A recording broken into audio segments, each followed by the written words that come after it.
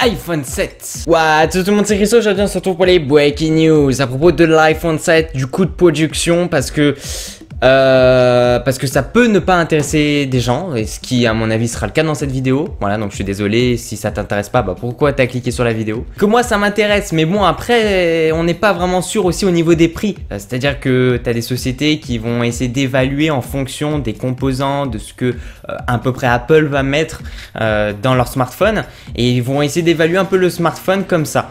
Et c'est ce qui est le cas ici avec une entreprise qui s'appelle IHS, qui font à peu près ça à chaque fois. Ils vont à chaque fois démonter les iPhones et donner un peu combien a coûté en fait finalement cet iPhone là.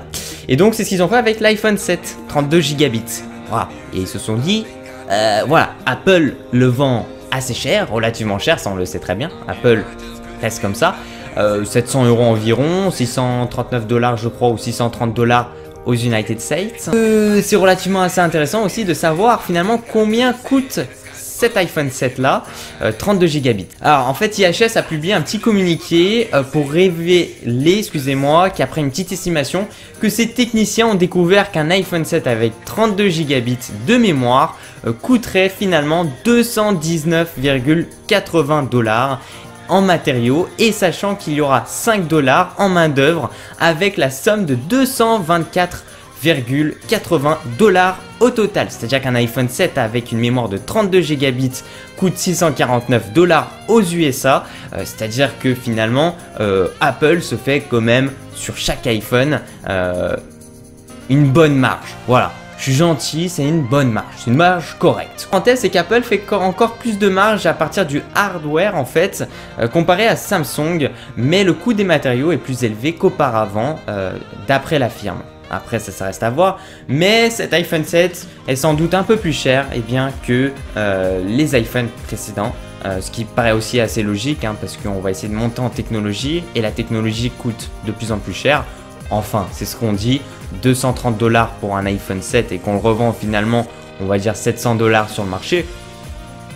Limite, c'est 2 fois plus cher. C'est intéressant parce qu'il n'y a pas que l'iPhone 7, il y a aussi l'iPhone 7 Plus. D'après les estimations, on dirait que cette fameuse, on va dire, phablette coûtera en fait 36,89 $ de plus que l'iPhone 7. C'est-à-dire qu'en fait, l'iPhone 7 en lui-même plus ne coûtera pas très cher non plus à Apple, environ 40 $. Alors c'est vrai qu'il y en a qui vont me dire mais attends, c'est pas possible, genre 230 $ un iPhone 7, c'est de la bonne qualité et tout.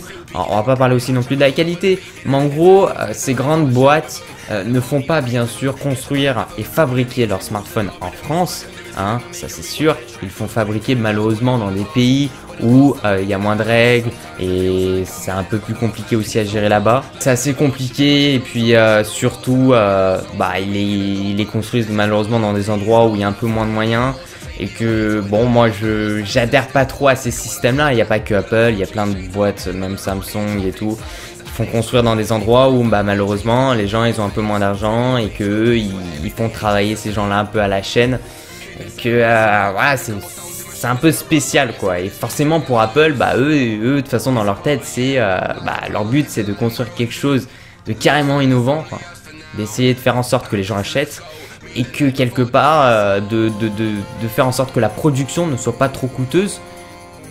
Et donc pour remédier à tout ça, on fait construire dans des pays, on va dire pauvres, voilà. Et que comme ça leur coûte pas très cher, parce que les salariés ils les payent pas, et c'est pas le SMIC d'ici, hein, c'est le SMIC du pays, ou voire moins, ils les sous-payent même.